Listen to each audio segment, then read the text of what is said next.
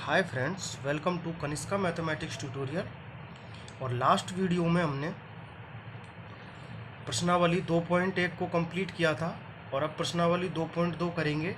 लेकिन प्रश्नावली 2.2 करने से पहले उसके कुछ बेसिक हैं, एक बार वो पढ़ लेते हैं, उसके बाद में स्टार्ट करेंगे प्रश्नावली 2.2। तो देखिए, ये आपने क्लास 9th में पढ़े थे अभाज्य संख्याएं। अभाज्य संख्याएं क्या होती हैं? ऐसी संख्याएं जो केवल और केवल एक से और स्वयं से विभाजित होती हैं, अभाज्य संख्याएं कहलाती हैं। इसमें अभाज्य संख्याएं की मैंने दो परिभाषा दी हैं आपको, दोनों ही परिभाषाओं को समझाएंगे अच्छे से, उसके बाद में आप क्वेश्चन सॉल्व करोगे। अभाज्य संख्याएं ऐसी संख्याएं जो केवल और केवल या तो एक से विभाजित होंगी या फिर स्वयं से विभाजित होंगी, वो संख्याएं कहलाती हैं अभाज्य संख्याएं। और दूसरी परिभाषा ये होती है कि एक से बड़ी सभी प्राकृत संख्याएं होती हैं, वो क्या होती हैं? अभाज्य संख्याएं होती हैं, जिन्हें छोटी प्राकृत संख्याओं के गुणनफल से नहीं बनाया जा सकता है। देखिए, यहां मैंने एग्जाम्पल लिया है। सबसे छोटी प्राकृत संख्या है एक है, ठीक है, इसको क्या बोलते हैं? इकाई बोलते हैं। उसके बाद में एक के बाद दो, ठीक है, दूसरी प्राकृत संख्या है वो दो है। ऐसे ही दो के बाद प्राकृत संख्या तीन, तीन के बाद चार, चार के बाद पाँच, ऐसे ही ये प्राकृत संख्याएं आगे चलती जाएंगी। अब देखिए, अपनी परिभाषा क्या है? अपनी परिभाषा है कि अभाज्य संख्याएं वो हैं जो केवल और केवल एक से या फिर स्वयं से विभाजित होती हैं, उन्हें उन्हें अभाज्य संख्या कहते हैं। और दूसरी परिभाषा है कि एक से बड़ी सभी प्राकृत संख्याएं जिन्हें हम उनसे छोटी प्राकृत संख्याओं के गुणनफल के रूप में व्यक्त नहीं कर सकते हैं, तो वो संख्याएं अभाज्य संख्याएं कहलाती हैं। देखिए, दो को छोटी प्राकृत संख्याओं के गुणनफल के रूप में व्यक्त किया जा सकता है? नहीं किया जा सकता है।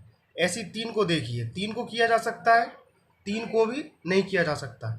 लेकिन चार, चार को कर सकते हैं, चार को दो गुना दो लिख सकते हैं। इसका मतलब चार से छोटी प्राकृत संख्याएं ये दो, तो छोटी प्राकृत संख्याओं के गुणनफल के रूप में हमने इसको व्यक्त कर दिया, ठीक है। तो ये हमारे पास जो चार होगी वो अभाज्य संख्या नहीं होकर के भाज्य संख्या होगी, ठीक है। ऐसी देखिए, पाँच, पाँच को छोटी प्राकृत संख्याओं में व्यक्त कर सकते हैं? नहीं कर सकते, तो इसलिए ये कैसी संख्या हो गई? ये अभाज्य संख्या हो गई। एक परिभाषा थी कि अभाज्य संख्याओं को उससे छोटी प्राकृत संख्याओं के गुणनफल के रूप में व्यक्त नहीं किया जा सकता है। देखिए, तो पाँच को नहीं कर सकते छोटी प्राकृत संख्याओं के गुणनफल, ऐसी सात को भी नहीं कर सकते, और ऐसी 11 को भी नहीं कर सकते, और आगे 13 को भी नहीं कर सकते। ऐसे जो संख्याएं प्राकृत संख्याओं के छोटी प्राकृत संख्याओं के गुणनफल के रूप में व्यक्त नहीं की जाएंगी, वही संख्याएं अभाज्य संख्याएं कहलाएंगी। ये तो थी हमारे पास दूसरी परिभाषा। अब पहली परिभाषा थी हमारे पास कि ऐसी संख्याएं जो केवल और केवल एक से और स्वयं से विभाजित हों, उनको भी अभाज्य संख्या कहते हैं। देखिए, दो, दो केवल एक से विभाजित है और स्वयं से विभाजित है, दो एक से भी है और दो दो से भी है। ऐसी तीन देखिए, तीन एक से भी है और तीन तीन से भी है, तो एक से विभाजित है और खुद से विभाजित है, मतलब स्वयं से विभाजित है। ऐसी पाँच भी देखिए, पाँच भी है, ये भी संख्या कैसी है? ये संख्या भी या तो एक से विभाजित है या पाँच से ही विभाजित है। तो ये सब संख्याएं दो, तीन, पाँच, सात, 11, ये संख्याएं केवल एक से और स्वयं से विभाजित हैं, इसलिए ये अभाज्य संख्याएं कहलाएंगी। ऐसी देखिए, ये भाज्य संख्याएं, तो छः को हमने उससे छोटी प्राकृत संख्याओं के गुणनफल के रूप में लिखा, आठ को भी उससे छोटी प्राकृत संख्याओं के गुणनफल के रूप में लिखा, और नौ को भी उसकी छोटी प्राकृत संख्याओं के गुणनफल के रूप में लिखा। अगर हम किन्हीं संख्याओं को उनसे छोटी प्राकृत संख्याओं के गुणनफल के रूप में लिख रहे हैं, तो इसका मतलब है कि वो भाज्य संख्याएं हैं, ठीक है। अब देखिए, यहाँ से निष्कर्ष निकाल सकते हैं कि कोई भी संख्या होगी एक से लेकर के और अनंत तक की संख्याएं, अनंत नहीं आएगा, अनंत से पहले तक की संख्याएं जो ठीक है, वो संख्याएं होंगी, सभी संख्याएं या तो अभाज्य संख्याएं होंगी या फिर अभाज्य संख्याओं के गुणनफल के रूप में होंगी।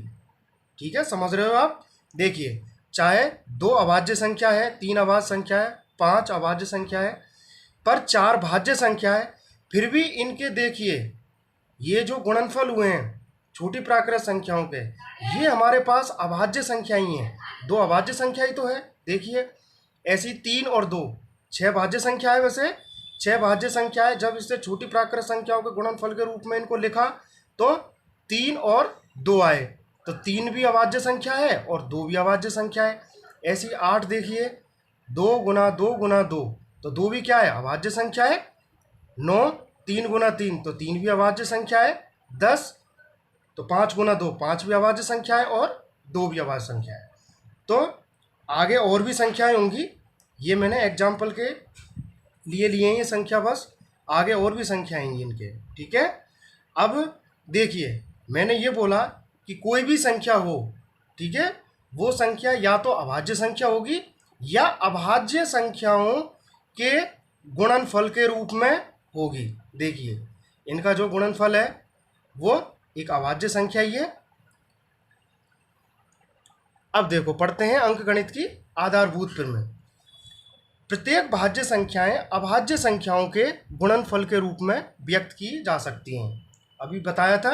ये देखिए, भाज्य संख्या थी 4, इसको जब गुणनफल के रूप में व्यक्त किया तो हमें कैसे मिले? अभाज्य संख्याएं मिली। ऐसी इसमें भी अभाज्य संख्याएं मिली, इसमें भी अभाज्य संख्याएं मिली और इसमें भी सब में अभाज्य संख्याएं मिली। हमको भाज्य संख्याओं के गुणनफल हमको अभाज्य संख्याएं मिली। ठीक है, तो यही है, प्रत्येक भाज्य संख्याएं अभाज्य संख्याओं के गुणनफल के रूप में व्यक्त की जा सकती हैं। यही अंकगणित की आधारभूत प्रमेय है।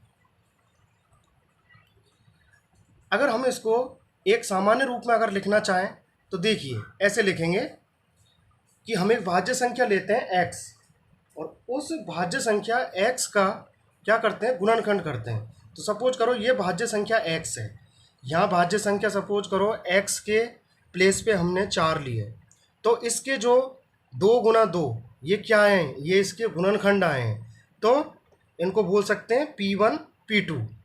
यही है कि कोई हमारे पास भाज्य संख्या है x, और जब हम उसके गुणनखंड कर रहे हैं, मतलब उसको उससे छोटी प्राकृत संख्याओं के गुणनफल के रूप में व्यक्त कर रहे हैं, तो हमारे पास P1 P2 P3 और Pn, ये हमारे पास इसके क्या है? गुणनखंड आए। ठीक है, अब जैसे मैंने भाज्य संख्या ली है, देखिए जैसे 9 ले ली, तो इसके गुणनखंड क्या है? 3 गुना 3, तो ये P1 हो गया, ये P2 हो गया। अगर आ जाता 3 गुना 4 गुना 5 गुना 6 गुना 7, ठीक है, तो 3 P1 हो जाता, 4 P2 हो जाता। ठीक है, ऐसे ही P1 P2 P3 P4 ऐसे ही ये आगे चलते रहेंगे और Pn तक जाएंगे। ठीक है, और हमेशा इनमें क्या आएंगी? केवल और केवल अभाज्य संख्याएं ही आएंगी। किसी भी भाज्य संख्या के गुणनखंड करोगे तो उसमें अभाज्य संख्याएं ही आएंगी, भाज्य संख्याएं नहीं आएंगी। और इनको अभाज्य गुणनखंड भी बोलते हैं, और अभाज्य गुणनखंडों को हम P1 P2 P3 Pn, और इनको हमेशा और हमेशा बढ़ते हुए क्रम में लिखा जाता है। ठीक है, ये अभाज्य गुणनखंड होंगे और इन्हें हम आरोही क्रम में, बढ़ते हुए क्रम मतलब आरोही क्रम में लिखेंगे इनको। ठीक है, अब मैं यहाँ पे एक उदाहरण लेता हूँ। 210 और 55 के अभाज्य गुणनखंड कीजिए। तो मतलब ये है कि 210 और 55 इनको अपने इनसे छोटी प्राकृत संख्याओं के गुणनफल के रूप में व्यक्त करना है, या फिर ऐसे भी बोल सकते हो कि इनके अभाज्य गुणनखंड करने हैं। एक ही बात है दोनों। तो देखिए, 210 के अभाज्य गुणनखंड करते हैं। सबसे पहले हम सबसे छोटी संख्या का भाग देंगे। ठीक है भाई, 1 से भाग दे देंगे तो 1 से भाग देने से तो कोई फर्क पड़ेगा ही नहीं। तो अब उसके बाद 1 से बड़ी संख्या कौन सी है? 2। तो 2 से भाग देंगे 210 में, कितनी बार जाएगा? 105 बार भाग जाएगा। ठीक है, अब हम चेक कर लेंगे, वापस 2 से देंगे भाग। अगर 2 से जाता है तो ठीक है, वरना 3 से देंगे। अगर 3 से नहीं जाता तो 5 से देते। 3 से भाग देंगे तो ये 35 बार भाग जाएगा। अब 35 में 2 से जाता है, नहीं जाता है, 3 से भी जाता है, नहीं जाता है, तो 5 से जाता है, तो 5 से भाग देंगे तो 7 बार जाएगा। ठीक है, ये प्रोसेस हमको तब तक करनी है तब तक कि हमारे पास भागफल में 1 नहीं आ जाता है। जहाँ पे भागफल में 1 आ जाएगा वहीं इस प्रोसेस को टर्मिनेट कर देंगे, ख़त्म कर देंगे इस प्रोसेस को।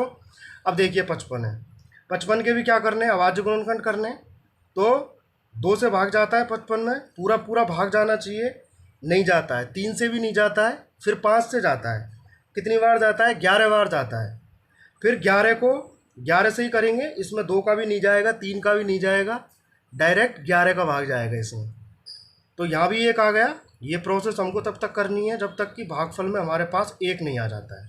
तो देखिए 210 के अभाज्य गुणनखंड क्या हो जाएंगे, इनको गुणा करके लिख दीजिएगा, 2 गुना 3 गुना 5 गुना 7। ऐसी 55 के क्या हो जाएंगे, 5 गुना 11। तो ये हो गए हमारे पास इन दोनों के अभाज्य गुणनखंड। अब क्या करेंगे हम, अभाज्य गुणनखंड की सहायता से 2 या 2 से अधिक धनात्मक पूर्णांकों का एलसीएम और एचसीएफ, एलसीएम मतलब लघुत्तम समावर्त और एचसीएफ मतलब महत्तम समावर्त, वो ज्ञात कर सकते हैं। अब देखो लघुत्तम समावर्त होता क्या है, लघुत्तम समावर्त का मतलब होता है सबसे छोटा उभयनिष्ठ गुणज।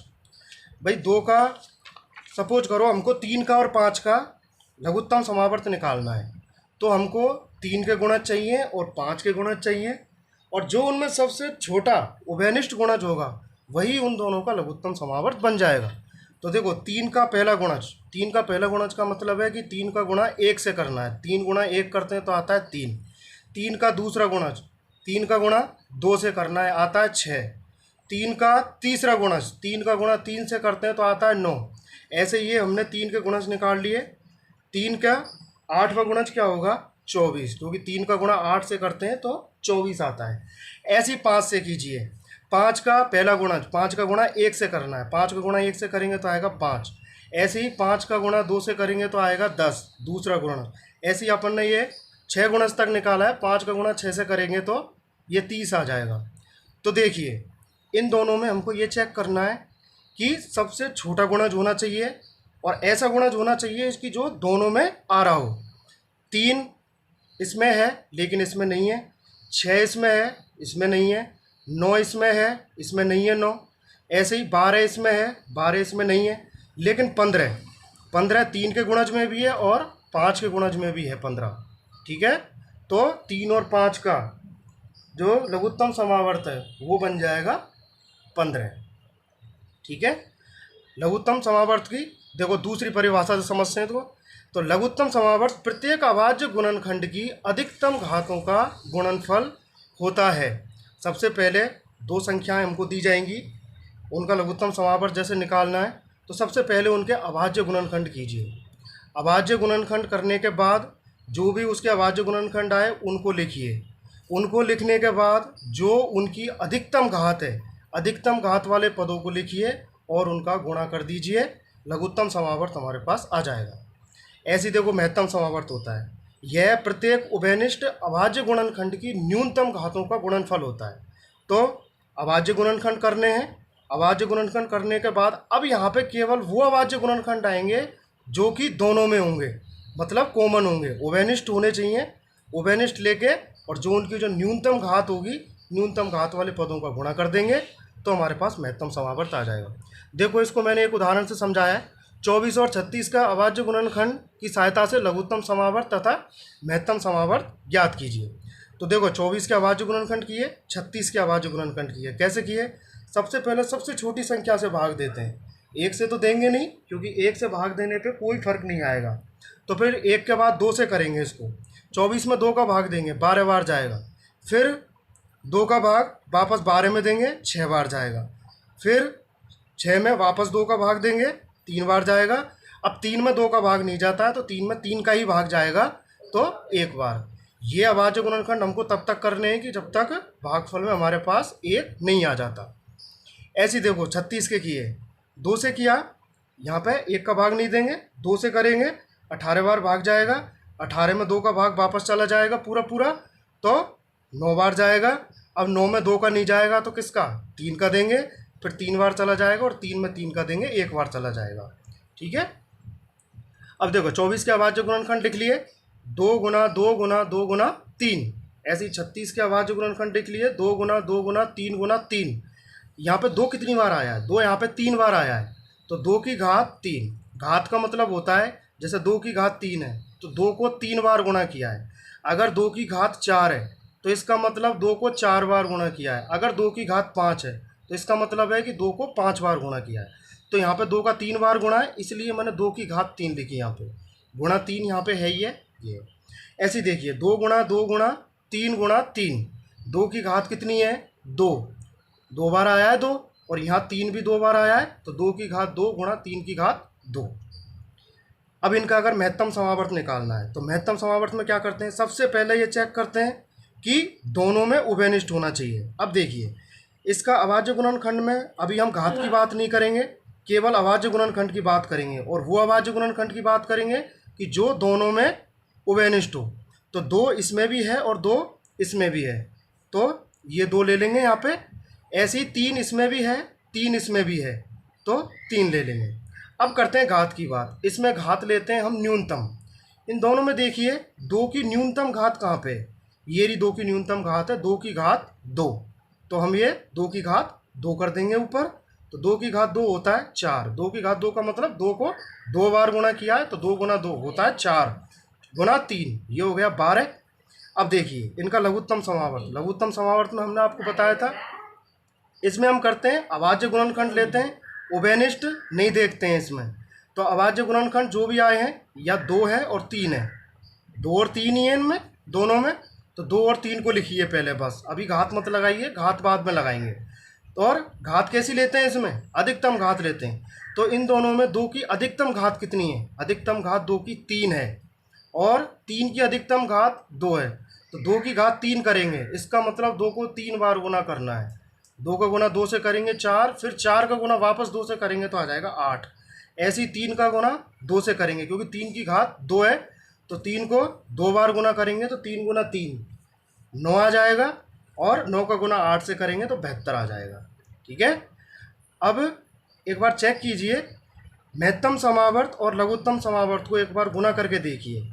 महत्तम समावर्त आया है हमारे पास 12, और लघुत्तम समावर्त आया है हमारे पास 72। तो 12 गुना 72 किया, कितना आया? 864। अब जिन संख्याओं का हमने लघुत्तम समावर्त और महत्तम समावर्त निकालना है, 24 और 36 का निकाला है।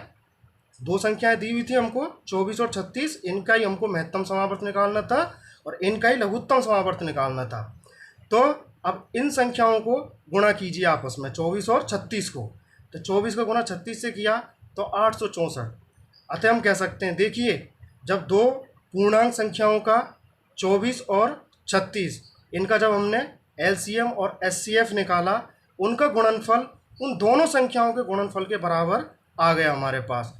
तो हम ये लिख सकते हैं इससे कि महत्तम समावर्त ए बी, यहाँ पे ए बी क्या है? 24 और 36। यहाँ पे कोई भी हमारे पास 2 धनात्मक पूर्णांक होंगे ए और बी, जिनका हमको एचसीएफ और एलसीएम निकालना है।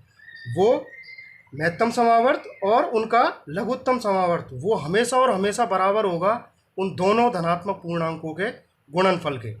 तो देखिए HCF of A and B multiply by LCM of A and B multiply by A into B.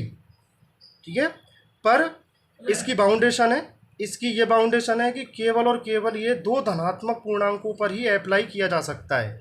इसको हम 2 से अधिक धनात्मक पूर्णांकों पर अप्लाई नहीं कर सकते हैं। उसके लिए फिर ये कथन सही नहीं होगा, केवल ये 2 धनात्मक पूर्णांकों के लिए ही सही है। Thank you so much guys.